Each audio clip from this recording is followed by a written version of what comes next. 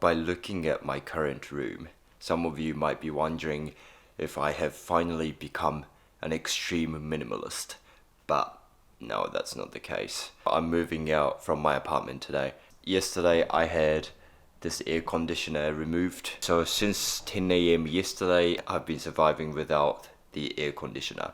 The temperature was around like 37, 38 degrees, and today it's gonna be like that as well. I don't know if you can tell, but I'm really tired. I couldn't sleep well, obviously. It's been just too hot. I don't recommend anyone to move during the summer, but yeah, I had no choice. So yeah, this is what I have to deal with.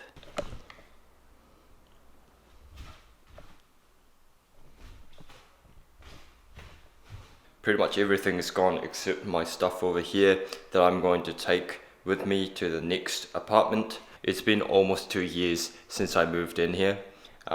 Yeah, it's been amazing, but now it's time to say goodbye. Well, as the title says, I quit my job after working for a traditional Japanese company for 2 years. For those of you who have been watching my videos, I believe it is not a surprise, as I'm sure you saw this coming at some point. So in this video, I'm going to talk about why I quit and what I'll do after quitting this job. First of all, why did I quit after working for a company for 2 years? One of the reasons is simply because I couldn't be interested in who I would become in the future if I worked for this company for a long time. I just believe that I can expect who I will become by observing all the people around me. And I tend to leave the place if I don't think the destination is going to allow me to become the best version of myself.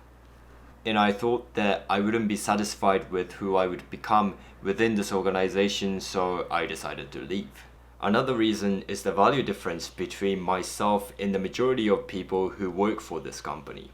Okay, when you apply for a company, you can't quite know what the company is like unless you work there physically. As soon as I began working there, the first thing that I noticed was that almost 99% of the management team is made up of Japanese men.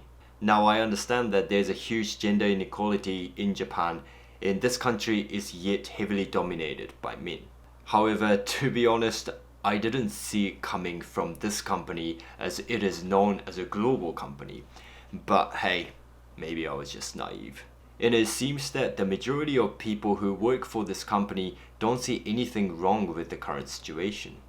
Which I understand, because it is a way to look at it, but I have a whole different perspective about it. To me, within this company, it felt as if I believe in Buddhism and others believe in something else. Obviously, our beliefs and values do not align, so I just felt like I didn't belong to this place, if that makes sense.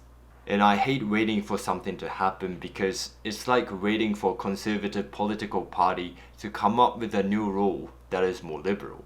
God knows how long it would take, or if it would ever happen in my lifetime. So this is why I believe that I'm the one who needs to make things happen. If I don't like what I'm seeing, then I just leave and try finding places that I actually belong to.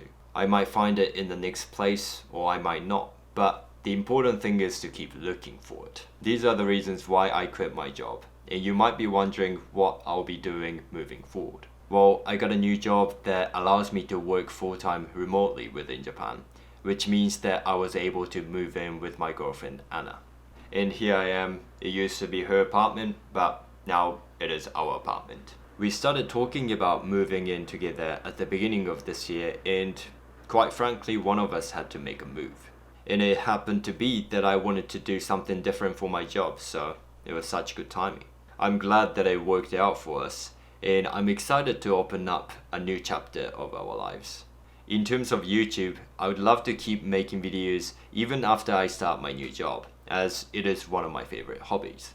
I'm sure I'll be able to experience something different by working remotely full-time, as I've never done this before. And nowadays, I feel that I like having YouTube as my hobby rather than a full-time job. I really respect full-time YouTubers because they're always pressured to produce more videos no matter what they go through in their personal lives. So these are pretty much everything that I wanted to cover in this video. I'm not sure what awaits me by making this move, but I will make the most of it and experience as much as possible, and I can't wait to share what I find with all of you.